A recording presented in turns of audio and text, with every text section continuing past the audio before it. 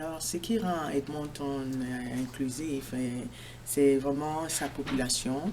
C'est sa population, c'est une ville qui grandit, qui inclut tout le monde. On n'a qu'à voir, par exemple, lorsque pendant l'été, les gens se retrouvent à l'extérieur, il y a une certaine diversité. Donc, et cette diversité-là, on voit des gens faire la fête ensemble. On voit des gens, les gens sont ils travaillent ensemble dans les entreprises. On sait très bien que ici les gens viennent aussi pour le travail et puis ils trouvent leur compte en travaillant ensemble. En fait, c'est ça qui fait que Edmonton est quand même une ville très inclusive, qui inclut comparativement à beaucoup d'autres. Pour que Edmonton soit encore plus inclusif, je crois qu'il est très important de comprendre, surtout avec la population, les populations diverses qui viennent, notamment la population d'origine africaine et tout ça, de Haïti, d'un peu partout ailleurs. Je pense que ce qu'il faut pour que la cité, pour que la ville soit beaucoup plus inclusive, c'est vraiment essayer de donner aux gens l'opportunité de faire partie de cette ville, c'est-à-dire faire partie encore une fois au niveau de professionnel, au niveau social, avoir plus d'activités aussi qui incluent tout le monde, que ce soit des nouveaux arrivants ou ceux qui sont là, au niveau social, professionnel, culturel aussi, qu'il y ait une diversité de cultures, d'événements culturels représentant la population d'Edmonton telle qu'elle est, mais aussi même au niveau de l'éducation, de l'école. Il faudrait qu'on essaie de montrer, comment dire, de transmettre ce savoir aux gens qui arrivent. Bien sûr qu'ils doivent connaître la culture ici, mais les gens ici doivent aussi connaître la culture des gens qui viennent d'ailleurs. Donc, oui, c'est ça. Alors, en ce qui concerne le travail, le lieu de travail, pour qu'un lieu de travail soit plus inclusif, c'est ce que j'ai d'ailleurs dit déjà concernant donc la ville fait que ce qui fait que notre ville soit plus inclusive. En fait, ce qui fait que le lieu de travail soit inclusif, c'est qu'il faut, je crois que c'est là la clé, il faudrait que les gens qui travaillent sachent que lorsqu'ils travaillent, lorsqu'ils font du bon travail, ils vont vraiment être capables de pouvoir gravir les échelons sans problème, de pouvoir avoir comme on dit, une position, de pouvoir avoir un poste important, un poste qui reflète ce qu'ils ont fait. Comme vous savez, par exemple, la population africaine, l'immigration d'origine francophone africaine qui vient ici, c'est vraiment la crème de la crème. Ça, c'est des gens qui sont assez éduqués, qui ont des diplômes, qui ont quelquefois travaillé même dans d'autres pays, ou même dans leur pays. Donc, ces gens-là, quand ils viennent ici, dans un premier temps, ils trouvent du travail, bon, un petit travail pour pouvoir vivre, mais ils ne sont pas venus ici pour ça. Ils sont venus ici parce qu'ils veulent le meilleur. Certains ont quitté des emplois, de bons emplois, pour venir peut-être avoir mieux. Alors, pour que là où ils travaillent, pour que dans le cadre professionnel, que ce soit plus inclusif, il faudrait qu'on tienne compte de ces gens-là, qu'on tienne compte de leur background, qu'on essaye aussi de comprendre les diplômes. Par exemple, on a ce problème-là qui se pose ici, la reconnaissance des diplômes.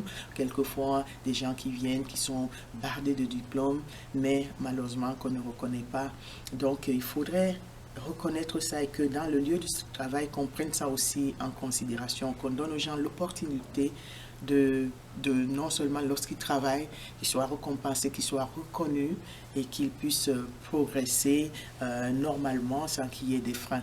Et puis il faut aussi que le lieu de travail soit beaucoup plus sociable parce que si on a tendance souvent à travailler et puis après on oublie, on fait le travail, on focus sur le travail et puis on oublie cet aspect que nous sommes des humains après tout.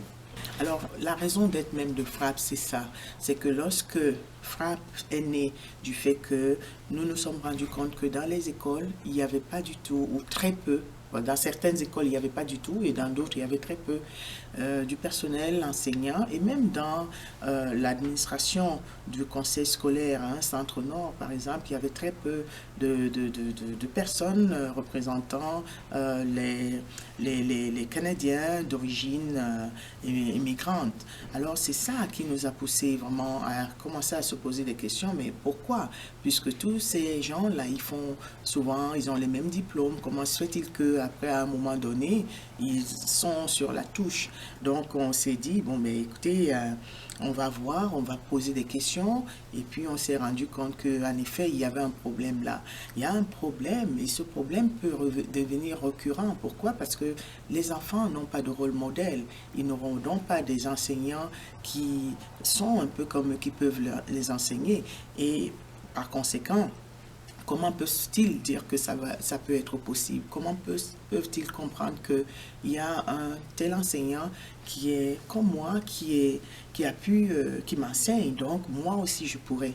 Et puis même aussi du côté de la société, de la communauté dite d'accueil, un enfant qui n'a jamais vu un enseignant d'une autre origine l'enseigner, comment voulez-vous que demain, quand il grandit, et qu'il est peut-être dans un emploi et qu'il a cette personne dont différente, je veux dire au niveau de la couleur, qu'il enseigne et qui est son gestionnaire, comment voulez-vous que cette personne soit crédible à ses yeux?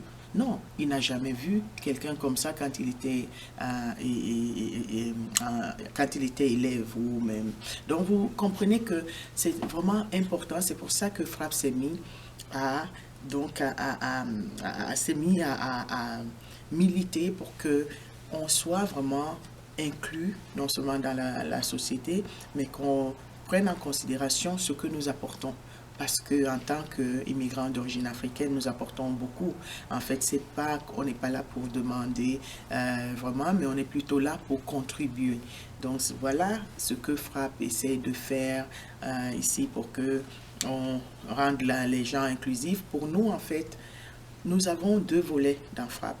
Donc un volet qui est de ramener les communautés ensemble, c'est-à-dire la communauté d'accueil et les communautés immigrantes, et puis l'autre volet qui est justement essayer de favoriser, d'aider à l'intégration des communautés. Il faut que les communautés aient leur voix entendue et que on puisse quand même composer avec elles. Donc ça, c'est ce que Frappe fait pour être inclus dans la société.